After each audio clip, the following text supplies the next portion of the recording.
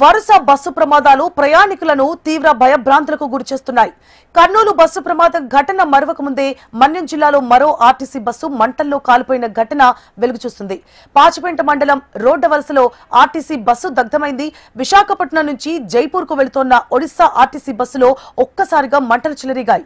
ఆంధ్ర ఒడిశా సరిహద్దులో ఈ ఘటన చోటు చేసుకుంది. మంటలు గుర్తించిన బస్సు డ్రైవర్ అప్రమత్తమై వెంటనే బస్సును రోడ్డు పక్కన నిలిపివేశాడు. దీంతో ప్రయాణికులకు ప్రాణాపాయం తప్పింది. అయితే మంటల్లో బస్సు పూర్తిగా దగ్ధమైంది.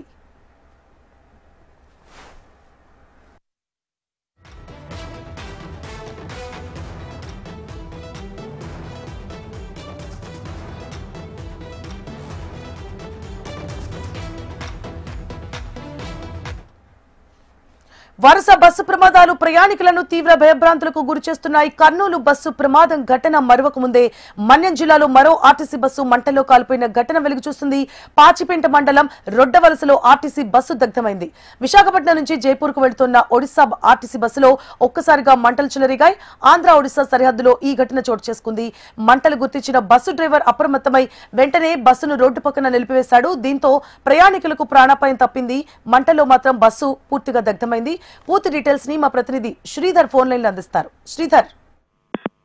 థ్యాంక్ యూ సువర్ణ. పార్వతీపురం మన్యం జిల్లా పాచిపేట మండలం రొడ్డవలస ఏదైతే ఆంధ్ర బోర్డర్ ఒడిశా సరిహద్దు ప్రాంతం ఏదైతే ఉందో ఈ రోజు ఉదయం విశాఖపట్నం నుంచి ఒడిశాలో ఉన్నటువంటి జైపూర్ కి వెళుతున్న ఒడిశా ఆర్టీసీ బస్సులో ఏదైతే రేడియేటర్ వద్ద నుంచి పొగలు అయితే వ్యాపించాయి. అయితే గమనించిన డ్రైవర్ వెంటనే అక్కడ ఉన్నటువంటి పరిస్థితిని చూసేసరికి అప్పటికే మంటలు రావడంతో బస్సులో ప్రయాణిస్తున్నటువంటి పాసింజర్ని కిందకి దింపడం, ఒక్కసారిగా మంటలు రావడంతో ఆ ప్రాంతం అంతా ఒక్కసారి ఉలికి పడినటువంటి పరిస్థితి.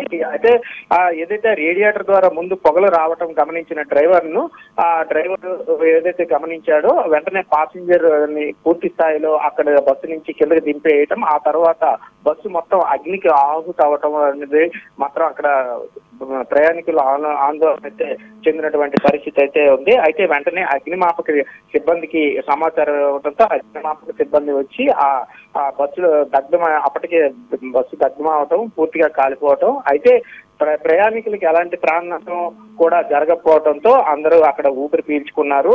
అయితే మొత్తం మీద ఈ ఇటీవల కాలంలో ఈ బస్సు తరచూ ఏదైతే మంటల్లో కాలిపోవడంతో ప్రయాణికులు ఒక్కసారిగా ఉలికి పడినటువంటి పరిస్థితి. మొత్తం మీద ఆ బస్సులో అప్పటికే 10 మంది ప్రయాణికులు అయితే ప్రయాణిస్తున్నారు. డ్రైవర్ కండక్టర్ తో మాత్రం 12 మంది ప్రయాణిస్తుండగా ఈ ఘటన జరగడంతో మొత్తం మీద ఆ ప్రాంతం అంతా ఉలికి పడినటువంటి పరిస్థితి. మొత్తం మీద ఈ రోజు ఈ ఘటనతో అక్కడ ఉన్నటువంటి పరిస్థితిని చూసేందుకు ఆ సంఘటనా స్థలానికి అయితే ఎస్పీ అయితే అక్కడికి వచ్చి ప్రమాదానికి గల కారణాలు అడిగి తెలుసుకున్నారు. మొత్తం మీద ఎటువంటి ప్రాణ నష్టం జరగకపోవడంతో ప్రయాణికులు అయితే పూర్తి స్థాయిలో ఊపిరి పీల్చుకున్నారు.